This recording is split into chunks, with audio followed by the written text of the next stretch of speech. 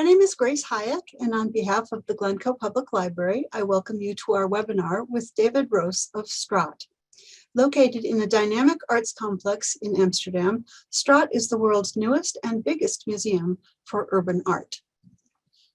This event is presented in partnership by the Glencoe Public Library and the Highland Park Library. Additional event sponsors include the public libraries of Clarendon Hills, Deerfield, Evanston, Fremont, Plainfield, Vernon area, and Winnetka Northfield. Thank you all for helping to bring this event to a larger audience. Our presenter, David Roos, will tell us first about the founding of the museum and discuss a few of his favorite pieces. Then he'll take us on a walk through the museum, which is dramatically lit as it's nighttime in the Netherlands. He'll discuss the history of street art, where it's going, and a bit about STRAAT's community projects. He'll be glad to answer your questions as we enjoy the tour. Now let me tell you a little bit about him. David Roos plays two roles at the museum. As its curator, David is responsible for the composition of the collection on display. He's in daily contact with participating artists and with new artists for future projects inside and outside the museum doors. The art form develops constantly, and it is his task to keep the museum both innovative and relevant. As the creative director of STRAAT, David helps lead the STRAAT team to realize the museum's mission and vision. David, we're so pleased to have you here today. I'll let you get started now. Hi there. Good morning, good afternoon, and good evening. Thank you all. First of all, thank you, Grace, for the introduction. And a big thank you to the Glencoe Public Library and the Highland Park Public Library for making this event happening and the invitation to me as STRAAT, and a warm welcome to everybody that is tuning in right now. My name is David, indeed, and I'm the curator and creative director of this beautiful museum that you can see in your screen at the moment. The iconic mural that you can see is a painting of Anne Frank with a quote, "Let me be myself," of her diary. And it was painted by the Brazilian artist Eduardo Cobra. And you might know one of his paintings that he painted in Chicago, actually, of the blues legend Muddy Waters. Next, please.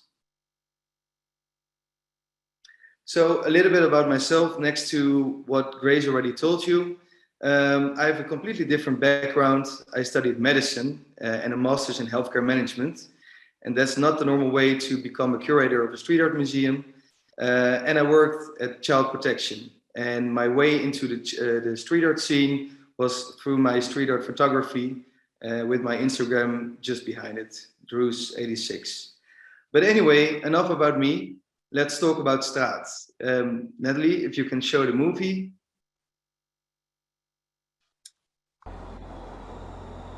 New York in the 70s.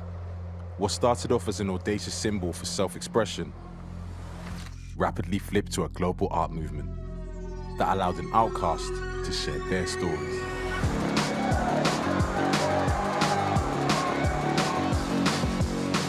A new way of celebrating creativity within a young group of artists, turning street signs into galleries.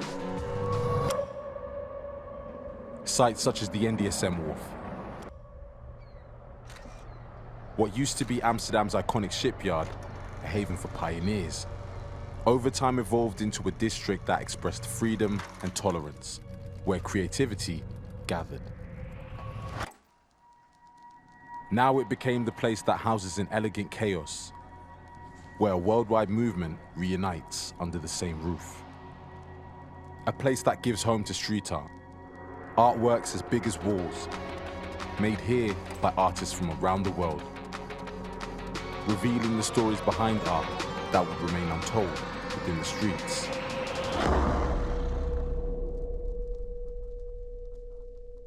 This is STRAAT.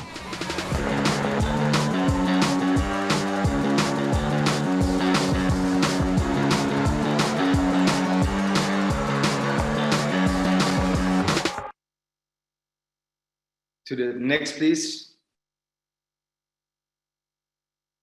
Yes. Well, that was just a small introduction of this museum. And as you can see, we're located in a very vibrant and creative area. It very much fits the art form by itself. And funny enough, as you can see, this ship wharf and the warehouse we're looking at right now, we didn't start with the idea of creating a museum from the origin. The owner of the museum is also the owner of a flea market that was held in the same warehouse a long time ago. At some point, he wanted to have some of the decoration painted by some street artists that were painting outside. Next, please. Because the building itself is actually an 8,000 square former warehouse. It's a monument, but the outside is a well-known hall of fame for street artists and graffiti. To the next one, please.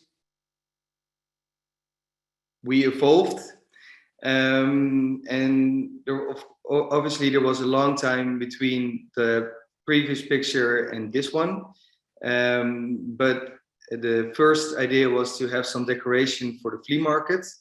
The owner of the flea market paid some of the artists to come and paint, and from that idea we evolved into starting this museum. To the next one, please. And from this idea, we started with the idea of starting a museum. We aim to share our passion for this beautiful art movement that we're living in right now, actually. In my opinion, it's one of the art forms of this moment. We showcase both upcoming talents and big names, as Eduardo Cobra on the outside. But the beautiful thing of STRAAT is it's a really small team, and it makes it very personal and in some way even family, especially since we work with all of the artists and those are very important to us. So if you can move to the next one. Yeah, so this is one of my favorite artworks, the one to the left, which is a very well-known artist, Findeck from England, and also a very important friend. And this museum was built on friendships. All of these artists are still alive, and it's a very important place for both us and all of the artists involved. To the next one, please. So in STRAAT, we have had over 250 artists coming to make an artwork for the museum. I'm aware it says 150 artworks by 140 artists, but we have a large storage and we have an ever-growing collection. And that's the great part of this museum. You can enter the museum as a visitor and you can just stumble upon an artist that is painting live in the museum. Yeah, so an important part of the museum STRAAT, which is basically the word street in Dutch, is that everybody needs to have his roots on the streets. So all of these artists that are involved started in the streets, most of them when they were only like 13 or 14 years old. Well, what I just said was a unique quality of this museum is that everybody painted inside the museum. Everybody came to Amsterdam to add their work to the collection and add their work to the museum. And what it makes it even more special is that you can see them painted live in the museum, which just basically feels the same as in the streets. They use the same techniques, the same styles, the same topics, and with the monument being so raw, it feels almost like you're painting inside or painting in the streets instead of inside. To the next one, please. If you can play the video, then we can show a little bit of an artist at work.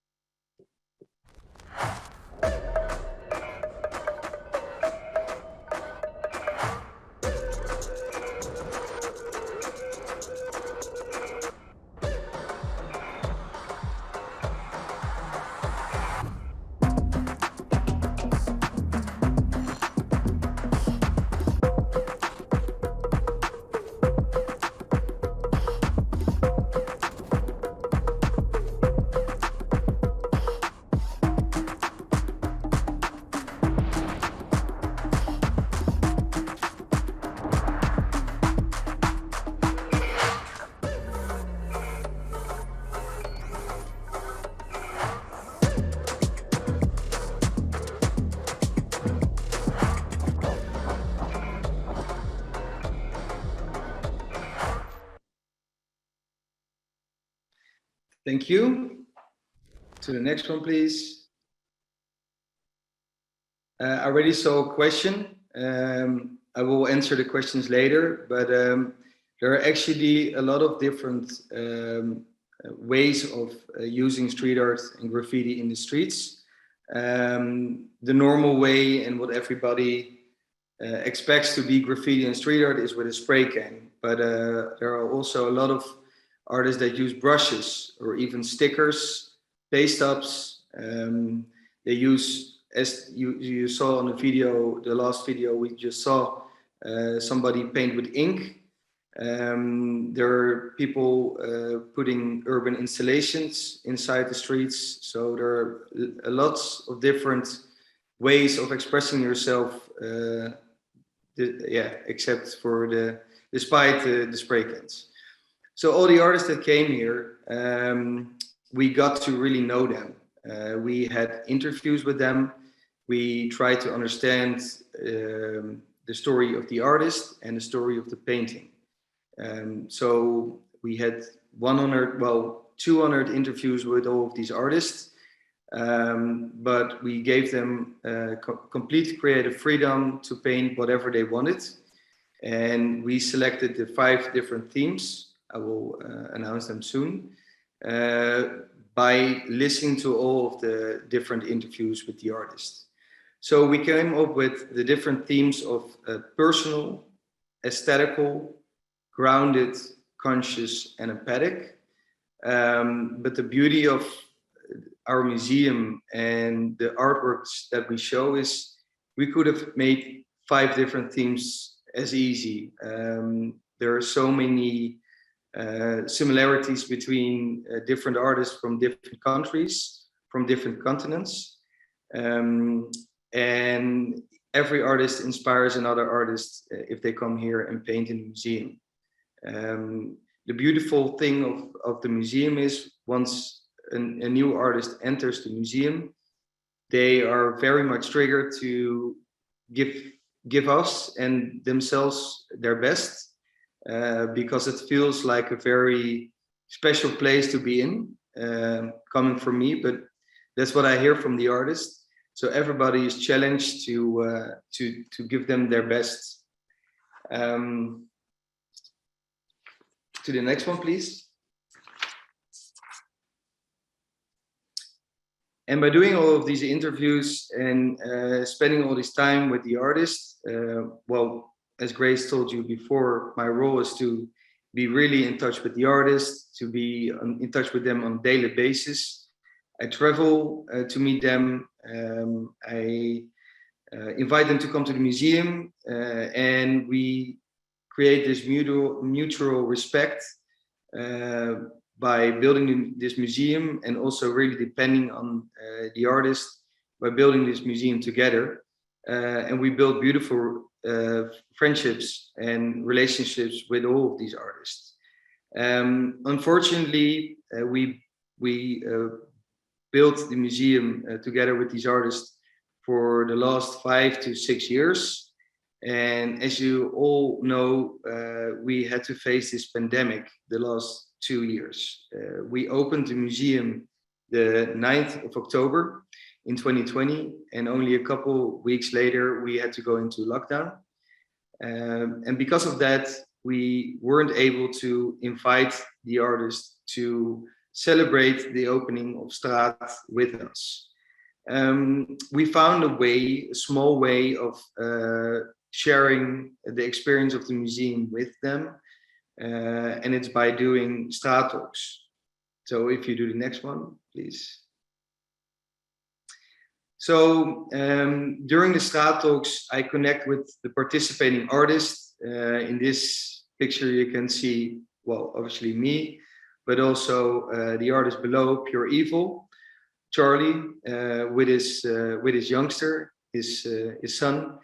And by doing the STRAAT talks, we show the face of the artist to our followers, to the public, to our guests, as we call our visitors, and it brings it more to life. And the beautiful thing of the museum STRAAT is that unlike most of the museums around the planet, all of the artists are still alive, despite one, unfortunately, but all of these artists are still alive, and that makes it a beautiful place to work in, and sometimes challenging, I must admit, but most of the time it's a very beautiful place to work in, with all of these happy artists that really want to be part of the museum. Well, as I just told you before, we right now have over 150 artworks, but the collection is ever growing and ever growing. And I've got some interesting artists to come in the following weeks and months. But we've just added a very interesting work to the collection. So that's the next slide, please. Thank you, Natalie. So here I will describe it to you, and it also gives you the feeling that there's much more to it with street art and graffiti than just a beautiful picture or a quick name on an electricity box or a metro, or there are plenty of ways. And this shutter, what we see in front of us, is actually a remnant of the war in Lebanon between the 70s and the 90s. And the artist Jad El-Khoury from Lebanon came up with the idea to move this shutter full with bullet holes to our museum. The crazy thing about it, we worked on this project together for the last 5 to 6 years. We opened it a couple of weeks ago. Well, it's a bit more now, a month. But we opened on the same day that the war in the Ukraine started. And what we see in front of us is a shutter with bullet holes, and the artist asks the audience to put little papers, little post-its with messages of hope and love, and send them to people living in war zones. And doing so, you put the paper inside one of the bullet holes. All of these papers we collect, we come up with keywords that sum at all of these words, and we're going to send these words, these keywords, to artists living in war zones. These artists that live there are going to paint the words on the wall and take pictures of the keywords. Once they made the words and painted them and took pictures of them, the pictures are going to get back to the museum, and we're going to make a photo exhibition out of these keywords made by artists in war zones. And with this, we're going to collect both money for them and for NGOs that we still need to pick. So this is an existing work. I hope to show you in a bit, actually. But I'm also going to show you one more work that is coming to the museum shortly. Because as you can see here, it's actually a shutter. We have several urban installations, as artists call them, and it's not only canvases or walls that you can see pop up in the streets or in STRAAT. To the next one, please. So here what we can see is a massive sort of futuristic flamingo unicorn bird that was made by the artist to the left. His name is called Doek 1, and he actually made this work for a museum in Valencia. And that's a beautiful thing of our museum, and the exciting thing for me as a curator is to also get beautiful artworks that were showcased in different museums in Europe, or as the shutter before from Beirut, from all over the world, and showcase them here in the museum. This work, for example, is to make people aware, because what we can't see in the picture, sorry, is that it's stuck in a net, and that it's actually eating garbage. And it's making people aware that we need to cherish this planet for both ourselves and for all the animals living on this planet. And you see lots of these works in our fourth theme, conscious. As many of you, or maybe some of you, know Banksy for making plenty of works to raise awareness for political and social problems. We showcase that we have lots of artists that are focused on making people aware of different problems in the world. I'm very much looking forward to this one. I've been working on it for a long time with the artist. Recently, I visited him in Valencia, where he also had a big installation for a different festival, where the whole city of Valencia celebrated Las Fallas. I didn't know it before, and I'm not going to explain it right now, so don't worry. But this is the way I work with artists. We build up relationships, we build up trust and respect, and I show that I really care about giving them a platform and the importance of the museum and the street art form. If we can go to the next. This is also an artist that is coming soon to the museum. It's one of the works that we select in the topic of, the theme of empathical. And this theme is focused on artists that start with graffiti, as we know it on the subways, the tags and the names in the streets. But you see, like, many artists transform to optimize their own style of writing in the streets. And I thought this was a very good one to thank you for the first part, because it says, yeah, thank you, Grace. It shows please and thanks. So thanks for your attention until now. And okay, should I? Right. And I'm going to get my Steadicam, and I'm actually going to show you the museum. And I'm really more than interested to hear the questions. I'm more than happy to answer them or tell you more. I will tell you a little bit about the history of the street art and graffiti, and show you some of my favorites. And as I told you, I'm looking forward to hear some of your questions. It's going to be a little moment of switching. So if you give me just a second. I'm just going to put on my jacket because it's quite cold in the museum. And I'm going to put it like this because I know Nelly likes it more. Nelly is in the back arranging everything, so thanks for that. Right now we're in my office, but I'm going to show you the museum.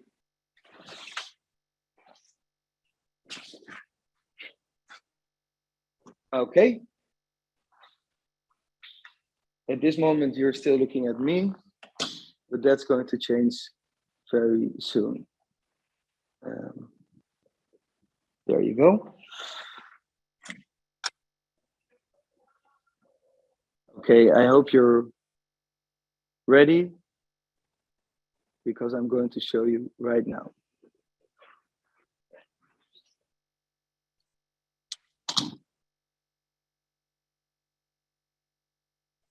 Welcome to STRAAT.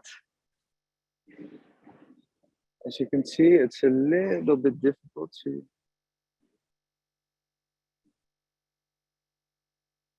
I hope you can hear me.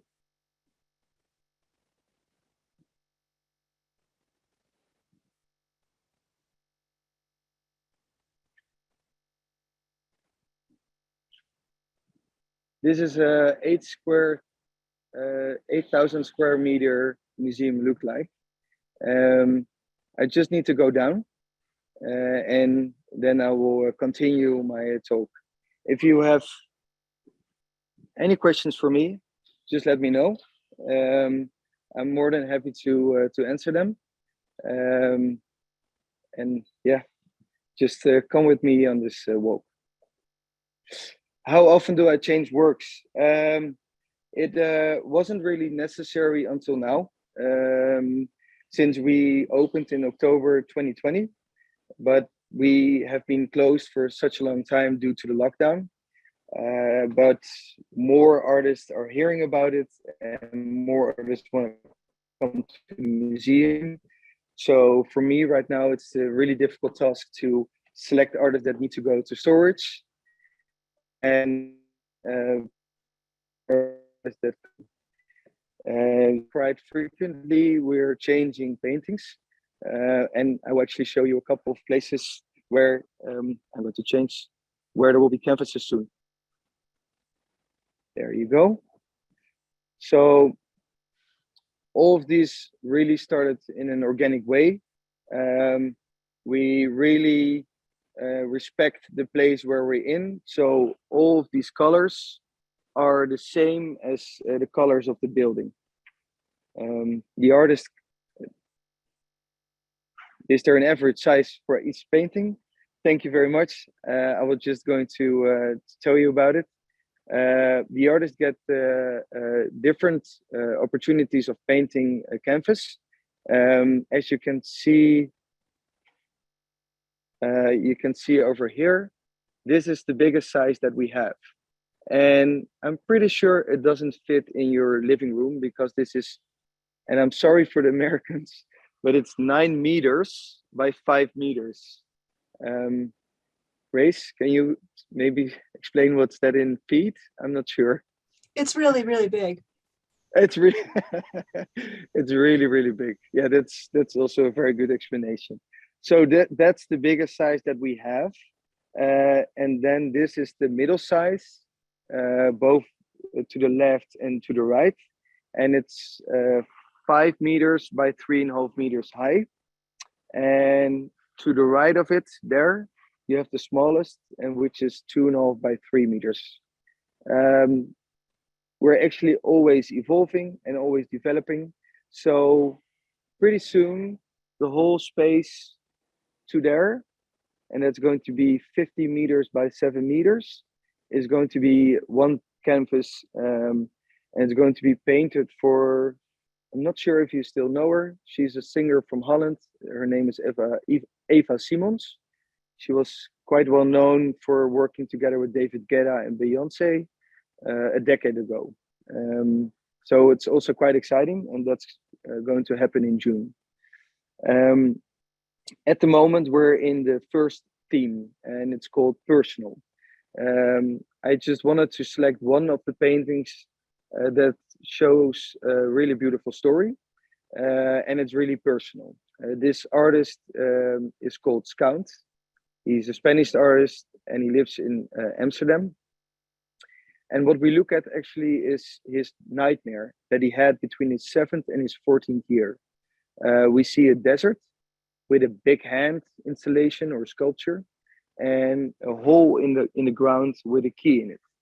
And every time he had the nightmare that he fell into the hole and he woke up with a fever, and his father had to comfort him. He went to a child psychologist, and the psychologist advised him to start painting and drawing his nightmare on paper. The beautiful thing is the nightmare left, and because of this advice, he actually started painting. So that's one of the personal stories that we highlight in this quarter. I know that I have to move very slowly.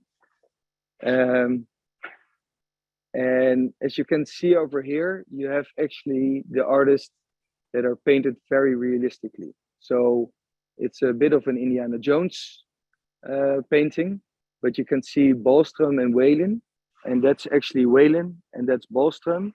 And they painted one of the first paintings inside of this museum. I'm sure you can't see it from your screen, but we don't use normal canvas. It's not soft linen or anything. It's actually some sort of plastic, what they also use for the outside of trucks. And yeah, well, I'm just going to tick a bit on it, but you have to believe me, it's plastic that they use for trucks, and we use it because it can get very cold inside this museum, as cold as it is outside, and it can get very warm, as warm as it is outside as well. And these types of canvases can deal with both of these different climates. We tell the visitors, or I should say our guests, as we call them, a bit of the history of the art form. And I'm just going to change because otherwise you're looking at a white screen. We tell them a bit about the history of the art form, and we tell them that it started in the 70s or even the late 60s in the United States. As we all know, New York was a very important city for this art form to start. But many claim that actually the first one that started with graffiti was cornbread.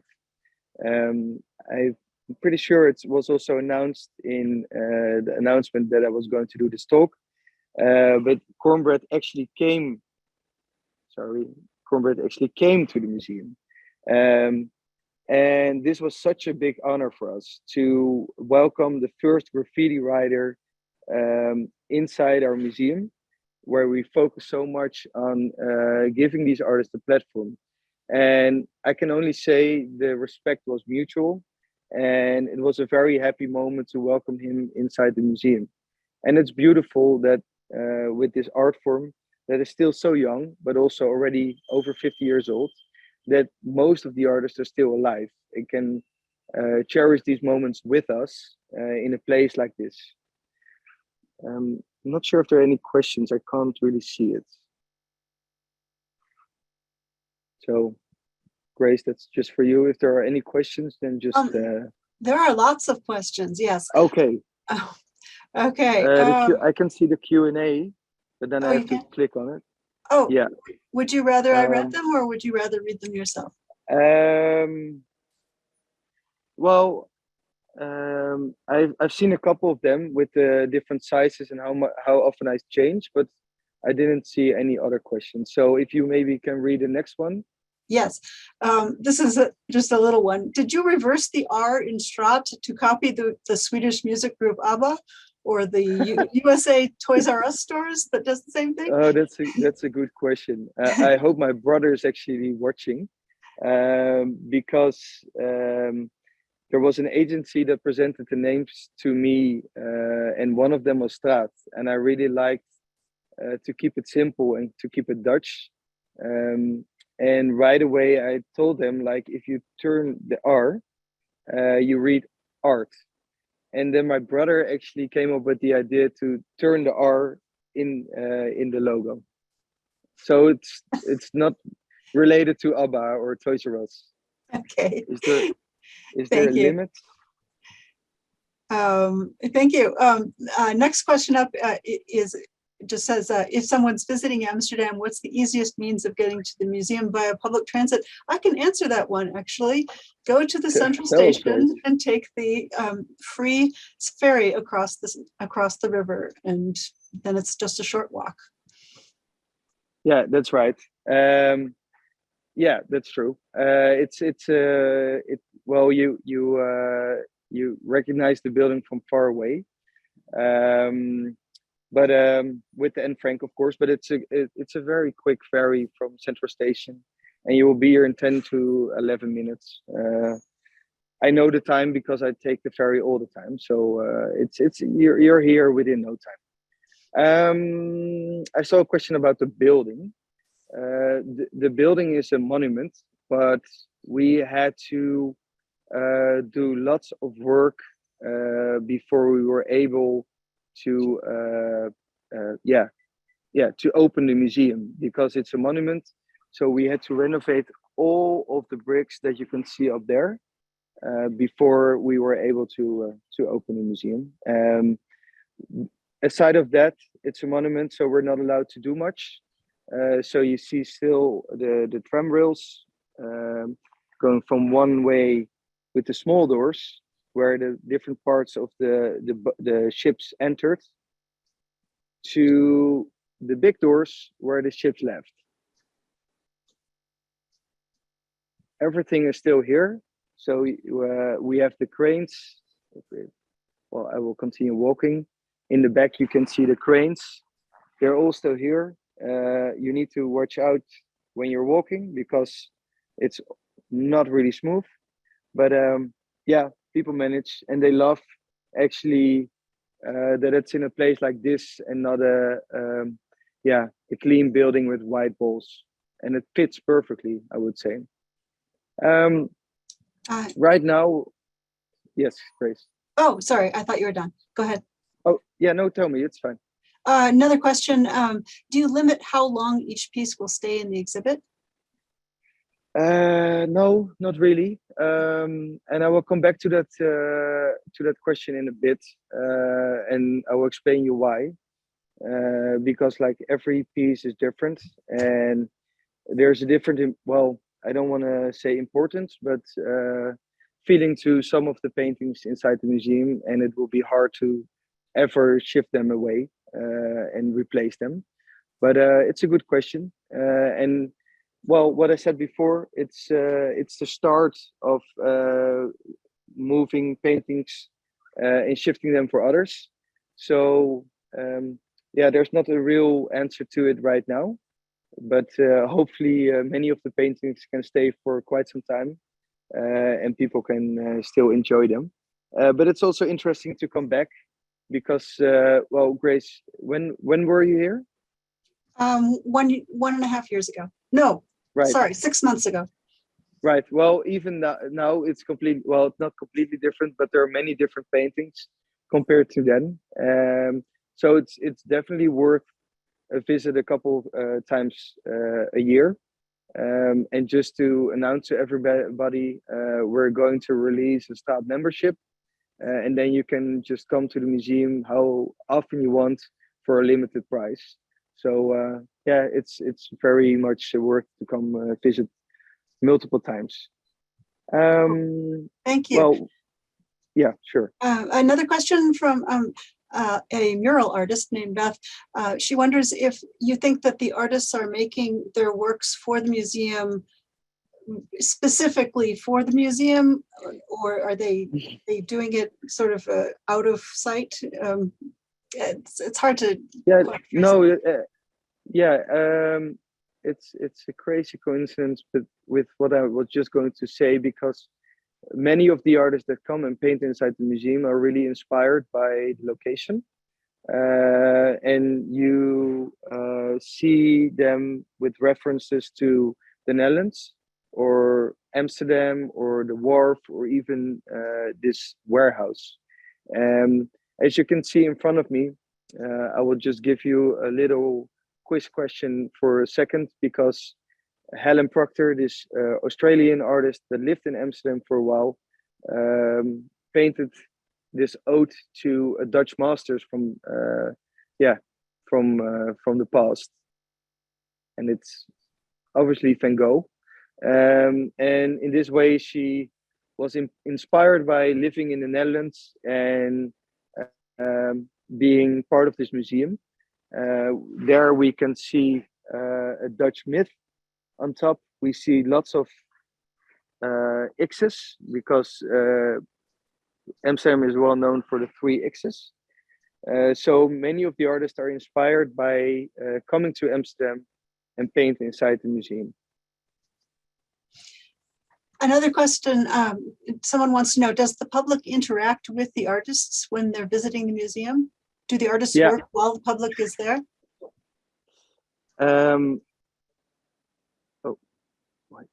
Sorry. No, I wanted to change to show myself again. That's a good question. Artists are used to interfere with people when they're painting in the streets, and they're quite used to painting inside the museum and talking to the visitors as well. And it's actually great to see that they're really happy to talk to the guests when they're here. Some of them actually leave books and ask the guests to come up with their interpretation of their work. And it also inspires them to look at their own painting in a different way.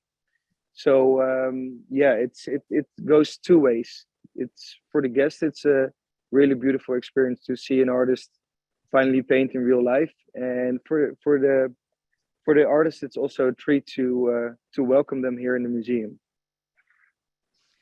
Someone else wants to know, who funds the museum? Do the artists donate their work, or do they get paid?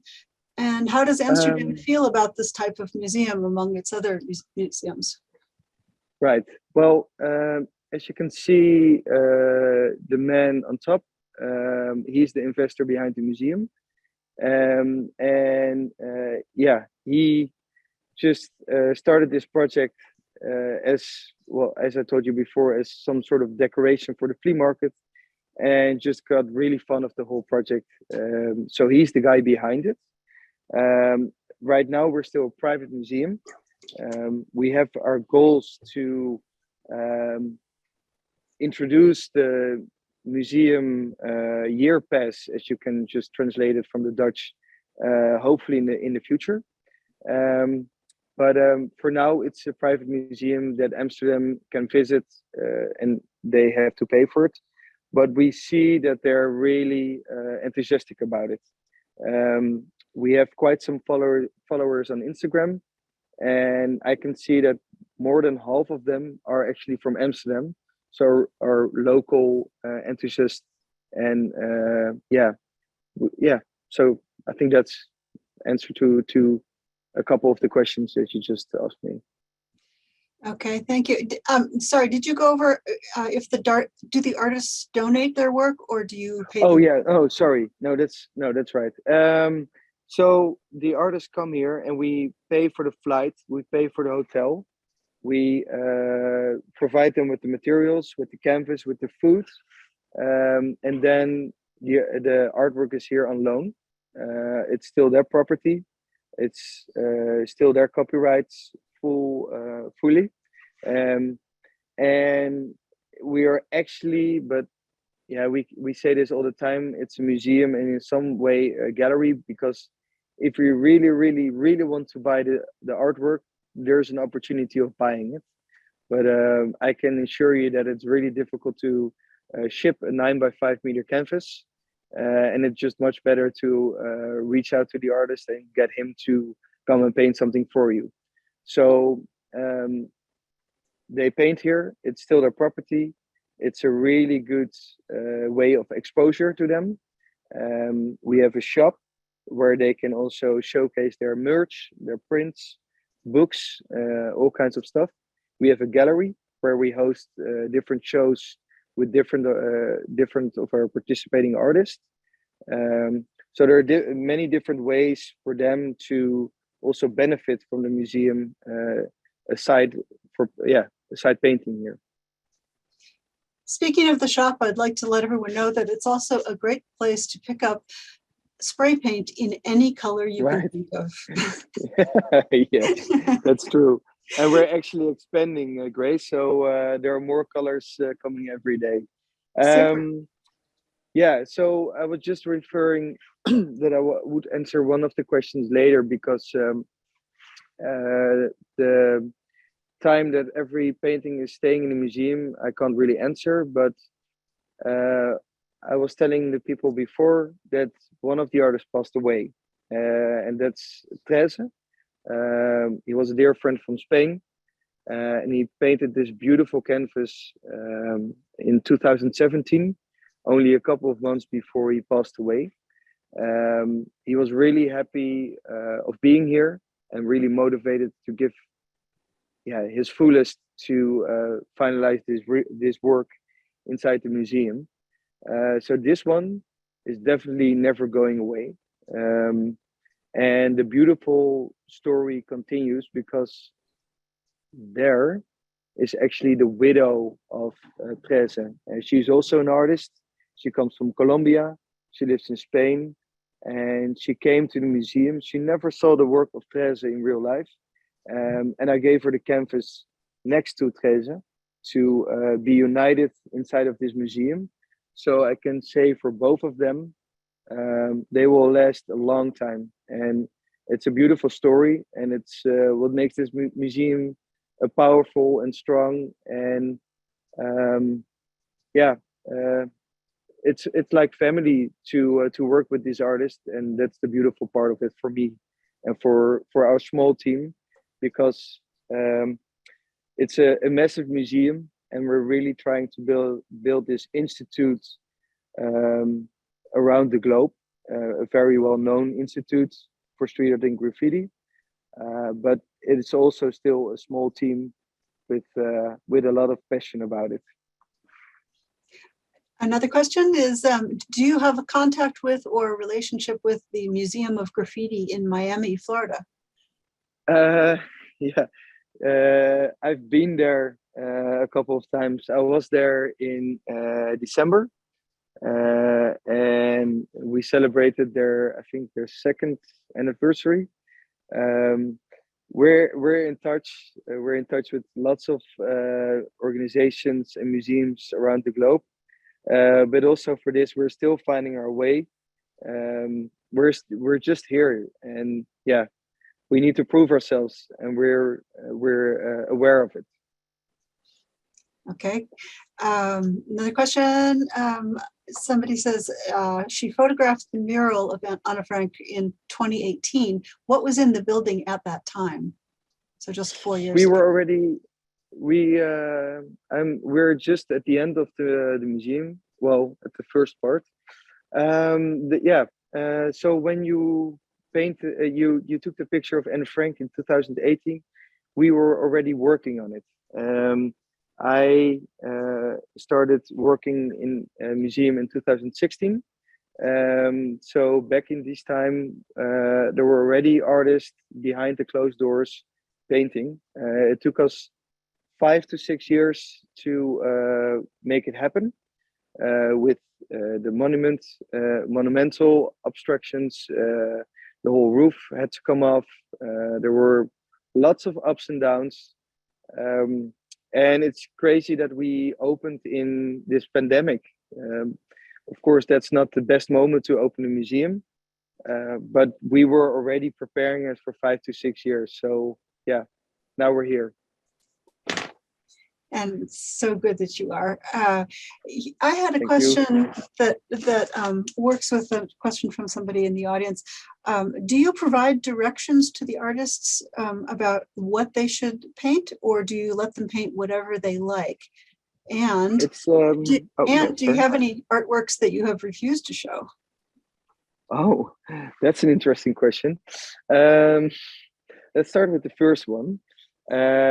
Every artist gets 100% creative freedom to paint whatever he or she likes to do.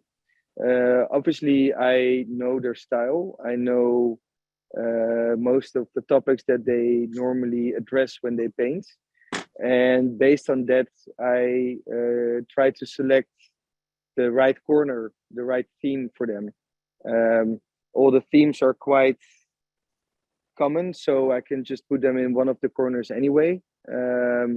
But yeah, I know obviously the work of the artists that are coming to the museum. Did I ever refuse to show some of the works? Well, we have over 250 artworks here in the museum, of which we show around 150. So there are also a lot of artists that didn't make it to the first cut and didn't make it to the opening of the museum. And some of them are aware. They know they could have done better, or they're right now already, they made steps in their career.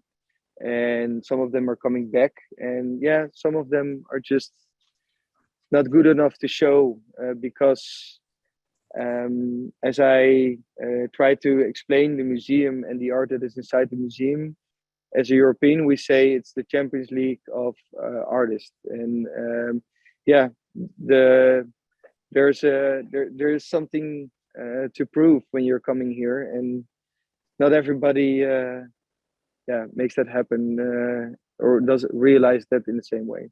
Yeah. Thank you. This is more in the preparation time. right now I bring artists to the museum that are very well known, and yeah, once again, I know their style and I know what they're going to make. Thank you. Is there a problem with guests touching the paintings? Yeah. Well, as you can see, well, or you can't see actually, you can't see the other side of the museum. So we only have a couple of people walking around. And yeah, that's the danger of this museum, because there's so many canvases that block the view. It's not possible to keep an eye on everything. Thankfully, most of the people really respect the art, but yeah, it happens. And the crazy thing is, people with their fingers, it actually leaves quite difficult marks to clean again. Right. I wanted to ask also, NDSM has many things going on besides STRAAT. Could you tell people a little bit about the other NDSM activities? Yeah. Yeah, as I told you before, it's a very creative area. There's a whole fame around the building. So the whole outside of this building is an area where artists are coming to paint. Most of the time daily. But there's also a warehouse next to it where there are lots of different artists with their studios. We have plenty of festivals going around all year. And it's actually the barrier between the new apartments and the new people joining the NDSM wharf and the old NDSM wharf with lots of monuments, such as this warehouse, and the warehouse is next to it. And you feel it's a different place than the rest of Amsterdam. It's really, yeah, it's a creative, vibrant place, very relaxed, especially in summer. Winter, it's not so warm here, but and very windy as it is today. But in summer, it's an amazing place to come and visit, not only for the museum, but also for lots of other things going around. Thank you. And do the artists also sign their paintings? We don't see signatures on them. Okay. Well, if I'm sorry, I'm going to change again. As you can see here, with this beautiful little kid with amazing eyes, you can see it's painted by Dale Grimshaw. And most of them sign their works, because if you paint in the streets, it can be repainted within hours or days or weeks. And at least then people know who painted it. And it's their way of expressing themselves. So for example, you also have it here with this very American work. Well, at least an American flag. You see there, you can see it's painted by, I hope you can see it, Eddie. Well, believe me, it says Eddie Kolla. He's a dear friend. And yeah, so most artists sign their work. And well, to help the visitors, if they come and visit the museum, we also tell them about the artworks and the artist, because that's obviously something that you don't read in the streets when you see an artwork like this. Right. Someone wants to know if you have a catalog. We do actually. Yeah. It's a first edition, so it's only showing a bit of the works that we have on show. It's also not possible to show everything because it's changing all the time, and we also want the people to actually come and visit the museum instead of just seeing it on their couch. And well, Grace, you've been here. It's really difficult, even for now, to get a real idea of how big the space is. You just need to see it in real life. But the catalog gives a great idea of the place and the participating artist. So yeah, we do, and we have a web shop. If you go to if I can say it, the website. Yes. Yeah. It's straatmuseum.com. And if you look on top, you see a little a sign that says the shop. So there you can buy the catalog or different works by different artists. Thank you. Someone else asks, are you considering entering the NFT space? Maybe include museum membership and access to exclusive art? Again, a really good question. Yeah, well, the street art scene is definitely developing, and we need to develop and evolve with them. And when I was in Miami, I saw lots of artists already doing NFTs and making NFTs. But what I experienced with artists around here, they're still quite cautious about it. They are not really sure what to think of it. And it's definitely something for the future to also make it possible to give, to let them earn some money. But right now, not yet. But it's somewhere in the plans.